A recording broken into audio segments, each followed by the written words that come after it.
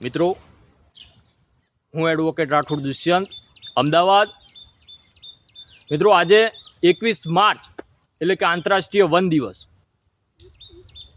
મિત્રો, બનાસકાંઠાની ધરતી પર હરિયાળી લાવવા અને પર્યાવરણને સુરક્ષિત રાખવા આજે એક મહાન સંકલ્પ લેવાનો દિવસ છે. ખરેખર મિત્રો, આ અભિયાન પાછળ એક મહાન વિઝન અને દ્રઢ સંકલ્પ ધરાવતા નેતા એવા આપણા શ્રી શંકરભાઈ ચૌધરીના નિર્દેશનમાં પર્યાવરણ સંરક્ષણ માટે અનેક કાર્યરત પ્રયાસો થઈ રહ્યા છે. મિત્રો, શંકરભાઈ ચૌધરી માત્ર એક રાજકીય નેતા જ નહીં, પણ એક સાચા પર્યાવરણ પ્રેમી અને હરિયાળું ગુજરાત ઊભું કરવાની દ્રષ્ટિ ધરાવતા નેતા છે. તેમની પ્રેરણાથી બનાસકાંઠાના ડુંગરોમાં હરિયાળી ફેલાવવા માટે વિશેષ પ્રયાસો હાથ પણ ધરવામાં આવ્યા છે. જેમ કે જેસોર અને અંબાજી જેવા પ્રાકૃતિક સંવેદનશીલ વિસ્તારોમાં પણ દર વર્ષે લાખો સીડ બોલ પ્લાન્ટેશન અને વૃક્ષારોપણ કાર્યક્રમો પણ હાથ ધરવામાં આવે છે. મિત્રો, શંકરભાઈ ચૌધરીએ ગામ સ્તરો પર લોકોના ઘર ઘર સુધી જઈને એક પર્યાવરણ જાગૃતિ ફેલાવવાનું મહત્વપૂર્ણ કામ કર્યું છે. ખેડૂતો વધુમાં વધુ વૃક્ષો વાવે, જળ સંસાધન સંવર્ધન માટે પગલાં ભરે અને સ્વચ્છ હવામાં શ્વાસ લઈ શકે તે માટે તેમણે અનેક યોજનાઓ અમલમાં મૂકી છે.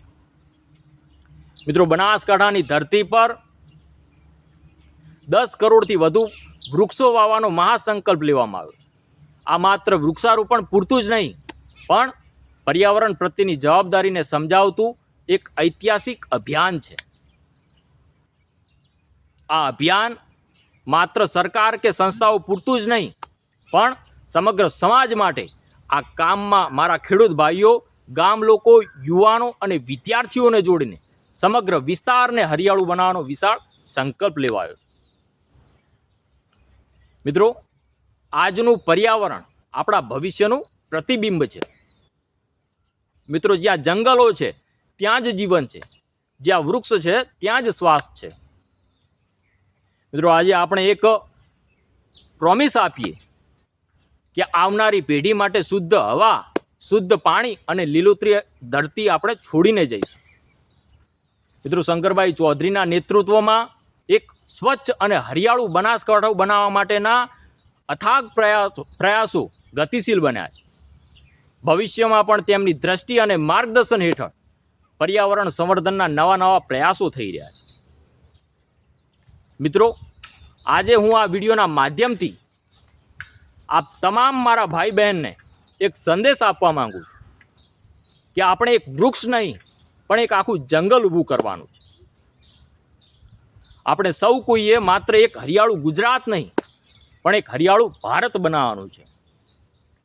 મિત્રો, આ સંકલ્પ માત્ર એક દિવસ માટે જ નહીં, પણ આપણે આજીવન માટે છે. આ અભિયાન માત્ર એક સરકાર માટે નહીં, પણ સંપૂર્ણ માનવજાત માટે છે. અને મિત્રો, છેલ્લે મને વિશ્વાસ અને ભરોસો છે કે આપણે જે શંકરભાઈ ચૌધરીએ જે હરિયાળું ગુજરાત, હરિયાળું ભારત બનાવવાનું જે સપનું જોયું છે, એમાં આપણે સૌ કોઈ વધારે ના કરી શકીએ તો કંઈ જ નહીં, પણ જેટલા માથા એટલા વૃક્ષો તો આપણે વાવી જ શકીએ. એવી આપ તમામ જોડે હું અપેક્ષા રાખું છું. ભારત માતા કી જય. જય જય ગરવી ગુજરાત.